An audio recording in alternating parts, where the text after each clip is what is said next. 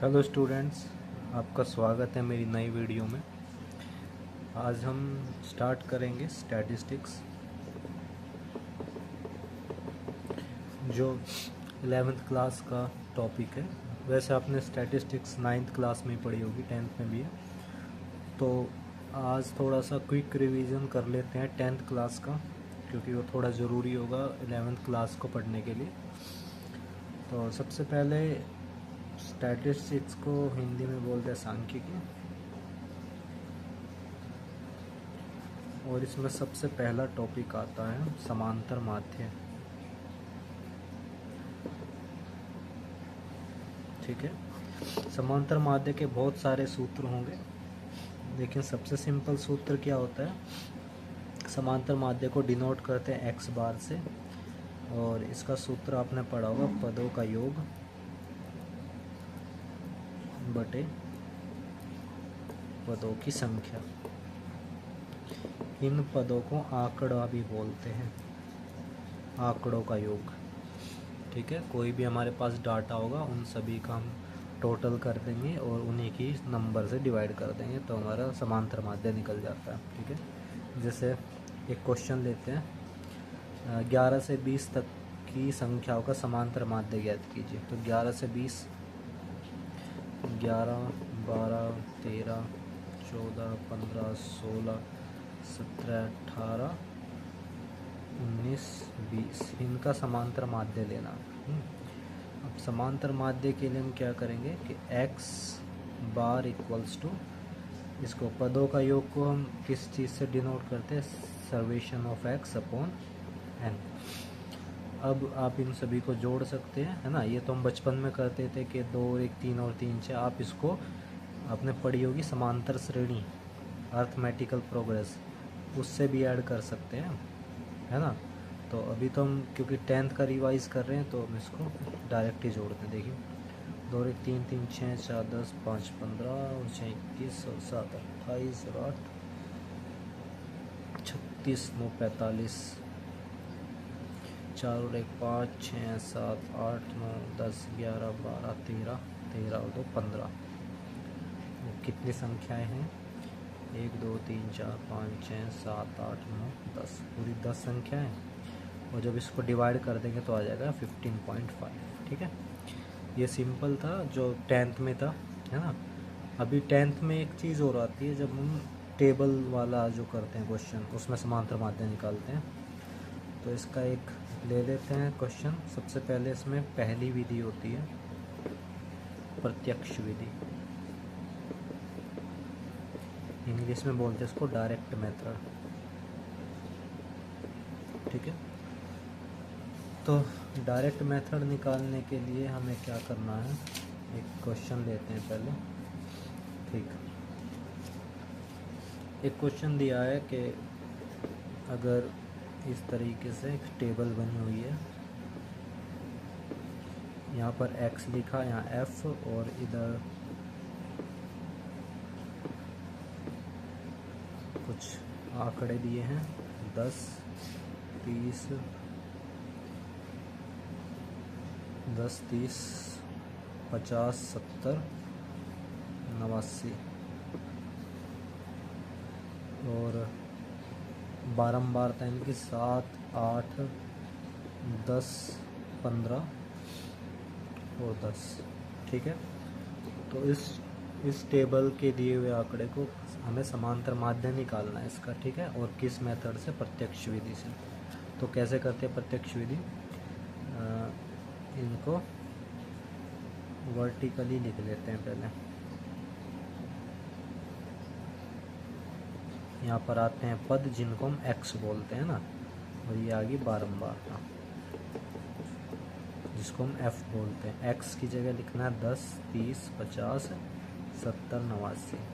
तो किसी भी डाटा के अंदर 10 7 बार आया हुआ है, 30 8 बार आया हुआ है, 50 10 बार आया हुआ है, 70 15 बार आया हुआ है, और 89 10 बार आया हुआ है। ठीक है, इसका मतलब होता है बारंबारता, यानी 10 इस तरीके आया होगा ना, 10 10 10 10 7 बार, फिर 30 चला होगा 8 बार, तो इस चीज़ को हम बारंबारता बोलते हैं। ठीक है, तो प्रत्यक्ष विधि निकालने के लिए हमें क्या चाहिए? फॉर्मूला लिखते हैं इसके लिए। X bar equals to summation of F X upon summation of F, यानी एफ की एक्स में मल्टीप्लाई करते हैं तो 10 की 7 में 70 आ जाएगा, 30 की 8 में करेंगे 240, ठीक है। 10 की 50 में कर दोगे 500 आ जाएगा, और ये आ जाएगा 1050, और यहाँ आ जाएगा 800, ठीक है। इनका अब हमें टोटल करना है, एक तो सिग्मा एफ चाहिए और एक सिग्मा एफ एक्स चाहिए। तो सिग्मा एफ कितना हो गया, जोड़ते हैं तो ये आता है 50, और जब इसको जोड़ते हैं तो आ जाता है, ये आ जाएगा 5, ये 7 और ये 2, तो 2750 आ गया, ठीक है। अब इसको इस फॉर्मूले में रख देते हैं, X bar equal to sigma F X यानी 2750 अपॉन सिग्मा एफ 50, ये कट गया, और काटने के बाद जो आंसर आया 5 से इसको डिवाइड कर देते हैं, 5 टाइम जाएगा और फिर 5 टाइम जाएगा ना, तो ये आ गया 55 इसका आंसर है। इसको हम कहते हैं डायरेक्ट मेथड, ठीक है। अब यहीं से ही मैं आपको बता दूंगा, इन्हीं आंकड़ों से ही एक आता है लघु विधि, शॉर्ट मेथड भी बोल सकते हैं इसको ना, यहीं से ही कर देंगे। देखो, या कल्पित माध्य भी कह देते हैं, इसमें कल्पित माध्य निकलेगा एक। कल्पित यानी कल्पना, हम किसी भी आंकड़े की इसमें कल्पना करेंगे, तो हमेशा कोशिश करनी है कि बीच वाले आंकड़े को ही हम कल्पित माध्य मानते हैं, ठीक है। तो इसी टेबल को लिख देते हैं इधर ही, है ना, इसी से कर लेंगे।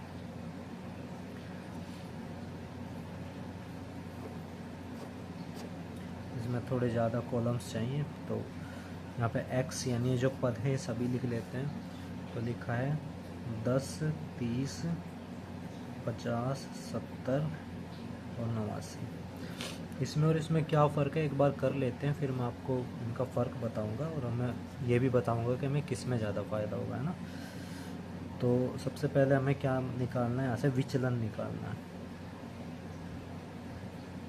और जो विचलन होता है वो d होता है।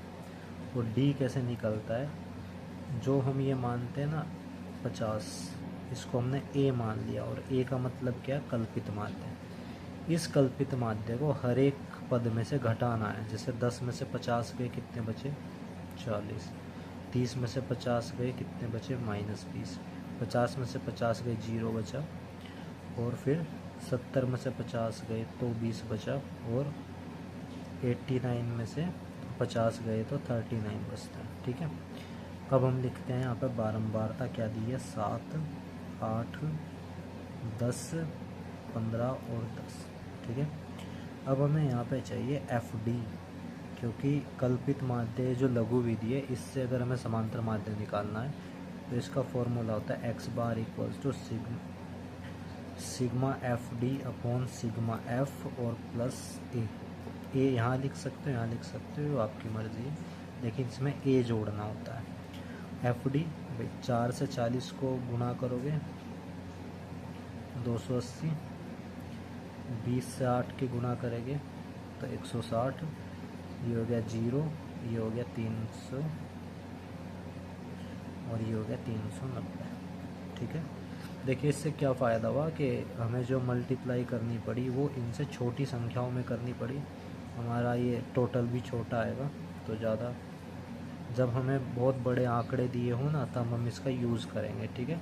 उससे हमारे ये जो मल्टीप्लाई होती है थोड़ी ईजी हो जाती है, ठीक है। पहले ये करते हैं, इसमें ध्यान रखना है, पहले माइनस वाले जोड़ लीजिए, फिर प्लस से अपने मन में जोड़ लेते हैं। देखो ये हो गया 280 और 16 हो गए 540, ये 440 और 16,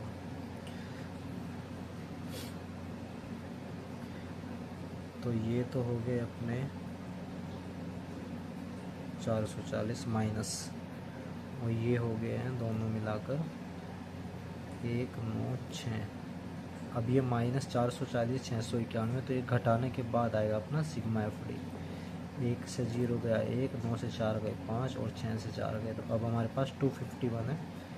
तो अब हमें निकालना है X bar equals to 251 upon sigma F. Sigma F कितना आया था, 50, और प्लस ए क्या माना था हमने 50। तो अब हम इसको डिवाइड करके इसको ऊपर देखो, इसको हम कर सकते हैं 5 बार, है ना। एक बचेगा, कोई बात नहीं, उसको एक के बाद 0 ही आएगी, फिर 50 पर जाएगा, नहीं तो ये कुछ इस तरह आ जाएगा ना। तो 50 में जब 5.02 जोड़ते हैं तो हमारा आंसर आता है 55.02। इस वाले मेथड से हमारा ज़्यादा सटीक समांतर माध्य निकल के आता है, एकदम एग्जैक्ट वैल्यू आती है। इससे पहले कितना आया था, 55, है ना, लेकिन ये एग्जैक्ट वैल्यू है और इससे हमारी मल्टीप्लाई जो हम करते हैं वो भी आसान होती है, ठीक है। इसके बाद मैं एक दूसरा मेथड भी सिखाऊंगा आपको, और वो मेथड सिखाने से पहले आपको मैं एक रेंज वाला क्वेश्चन करा देता हूँ, है ना, जिसमें रेंज आती है। जैसे आपने वर्ग अंतराल सुना होगा ना, वर्ग अंतराल कैसे निकालते हैं, ठीक है, एक उसका करा देते हैं। दोनों विधि आप जान ही चुके हैं, तो एक क्वेश्चन करा देते हैं इसका।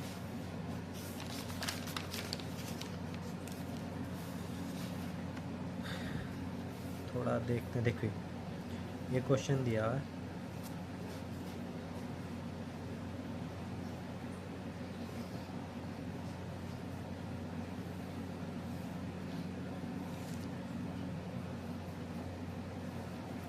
यहाँ पे दिया वर्ग अंतराल, क्या क्या दिया है, 0 से 8, 8 से 16,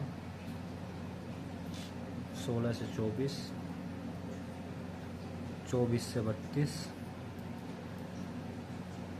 और 32 से 40, ठीक। उसके बाद बारंबारता दी है, बारंबारता को हम बाद में देखते हैं, पहले इनका मध्यमान निकाल लेते हैं। ये मध्यमान की ज़रूरत क्यों पड़ती है, क्योंकि हमें पद चाहिए x, जो कि पिछले वाले क्वेश्चन में था ना x, ये x हमें चाहिए, ये वाले x चाहिए, ये जो x चाहिए था ना, तो ये हमें हर क्वेश्चन में चाहिए। तो निकालते हैं अभी। x निकालने के लिए क्या करेंगे, जो लोअर लिमिट और अपर लिमिट है इनको जोड़ देंगे और इसका हाफ कर देंगे। जैसे 8 में 0 जोड़ेंगे 8 और इसका हाफ आ जाएगा 4, ये हो गया 24, 24 का आधा 12 हो जाएगा, और ये हो गया 40, 40 का आधा 20। आप देख रहे होंगे सभी में 8 8 का फ़र्क आ रहा है, तो आप बिना सोचे समझे इसमें 8 8 का फ़र्क दे दीजिए और हो जाएगा, ठीक है। अब यहाँ से इसको करने के दो तरीके हैं, जो आपको मैंने पिछले क्वेश्चन में बता दिए थे। तो या तो अब हमारा क्वेश्चन इस तरह बन चुका है, आप चाहे तो इसको प्रत्यक्ष विधि से कर सकते हैं या फिर लघु विधि से कर सकते हैं, ठीक है। तो मैं इसमें लघु विधि बता देता हूँ, क्योंकि ये थोड़ी सी डिटेल में है, तो इसको बता देता हूँ, आंसर भी थोड़ा सटीक आएगा इससे। तो इसको करने के लिए हमें सबसे पहले क्या मानना होगा, एक कल्पित माध्य मानना होगा। तो इनमें बीच की संख्या को मान लेते हैं 20, 20 हमारा कल्पित माध्य है। अब हमें यहाँ पे निकालना होगा विचलन। विचलन का मतलब है d कैसे निकलता है, x में से a घटाना है, जितने भी x है सभी में से a घटाना है। जैसे 4 में से 20 जाएंगे -16, 12 में से 20 गए -8, 20 में से 20 गए 0, 28 में से 20 गए 8 और 36 में से 20 गए 16 बचे, ठीक है। अब यहाँ पे लिख लेते हैं अपनी f, यानी बारंबारता। बारंबारता क्या क्या अपने पास यहाँ है, 6, 8, 10, 7 और 9।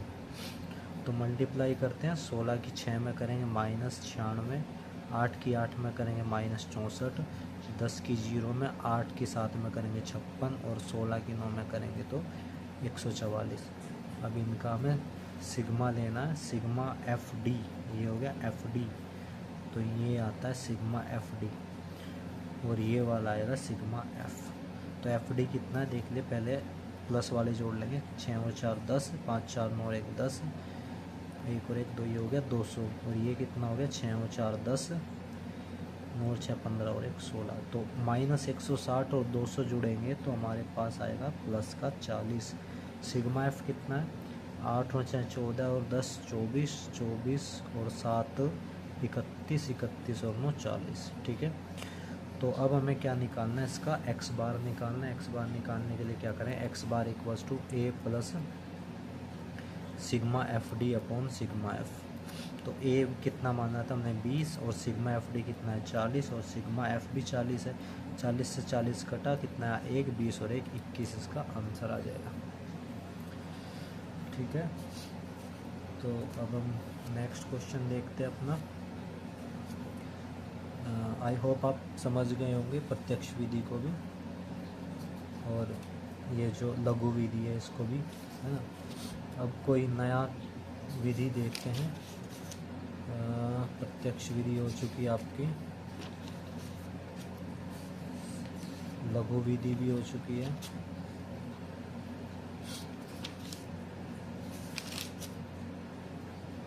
एक आती है विचलन विधि से समांतर माध्य निकालना। ठीक है, देखिए विचलन विधि कब लगाते हैं, जब हमारे पास बहुत बड़े आंकड़े हो और लघु विधि यूज़ करने के बाद भी हमारी मल्टीप्लिकेशन आसान ना हो रही हो, तो अब हम उसको और आसान बनाने के लिए विचलन विधि का यूज़ करते हैं। ठीक है, अब विचलन विधि क्या है इसको ध्यान से समझेंगे।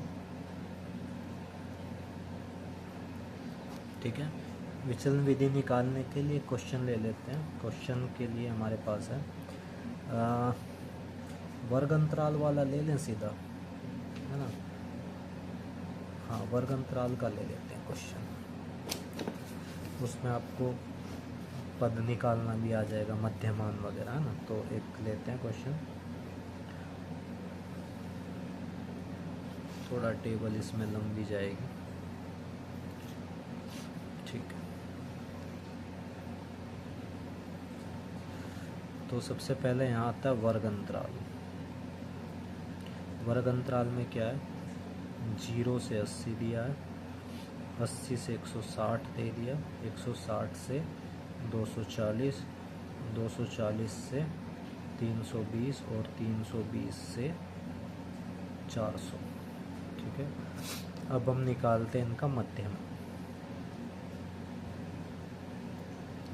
मध्यमान किससे निकालेंगे, x, यानी इनका टोटल करो। 80 में 0 जोड़ेंगे 80, इसका हाफ कर दिया तो 40 आ गया।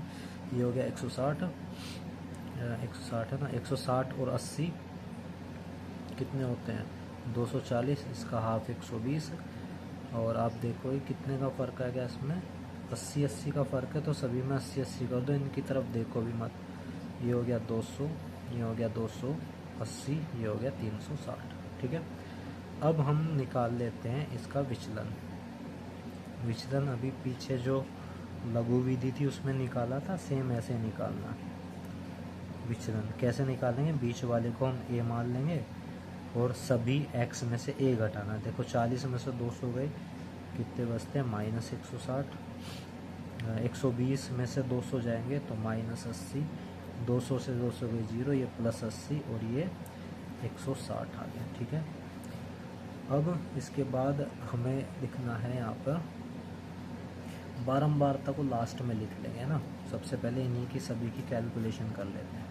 चूँकि हमारी जो विधि है वो विचलन विधि है, तो अब हमें यहाँ पे क्या निकालना पड़ेगा, पद विचलन निकालना पड़ेगा। इसको बोलते हैं पूरी पद विचलन विधि। जो विचलन है ना, इनको भी और शॉर्ट करना है, उसको बोलते हैं हम u, पद विचलन। और u कैसे निकलता है, d/h। d क्या है हमारे, ये सभी d आए थे। अब h क्या है, h जो होती है इसको हम रेंज या हाइट बोलते हैं। किसकी हाइट, जो इनके वर्ग अंतराल है इनमें कितना गैप है। आप देखेंगे सभी में 80-80 का गैप है, तो इसकी हाइट होगी 80, यानी h का मान यहाँ पे 8 है। 80, h का मान कितना हो गया 80। अब इस 80 से सभी d को डिवाइड करना है। जैसे 160 को डिवाइड करेंगे जब 80 से, कितना आएगा -2। देखिए कितनी छोटी होगी अभी संख्या, वरना इससे गुना करनी पड़ती है अगर हम लघु विधि का यूज करते तो। अब 2 से गुना करनी है। अब क्या करना है, d/h यानी 80/80 आ जाएगा -1, और 0/80 0 होता है, 80/80 1 होता है, और 160/80 होता है 2। ठीक है, अब लिख लेते हैं f, यानी जो अपनी बारंबारता है। बारंबारता इस क्वेश्चन में दी गई है 22, 35, 44, 25 और 24। देखिए, अगर ये विधि ना होती और हमारे पास डायरेक्ट मेथड होता, तो डायरेक्ट मेथड क्या होता, 40 की हमें 22 में करते, 120 की 35 में करते हैं ना। अगर हमें लघु विधि का यूज़ करना होता तो क्या होता है, 160 की 22 में करते, 80 की, तो ये बहुत बड़ी मल्टीप्लाई हो जाती। लेकिन पद विचलन विधि से 160 को अब हमने 2 बना दिया। अब इसी से ही काम चल जाएगा। देखिए कैसे,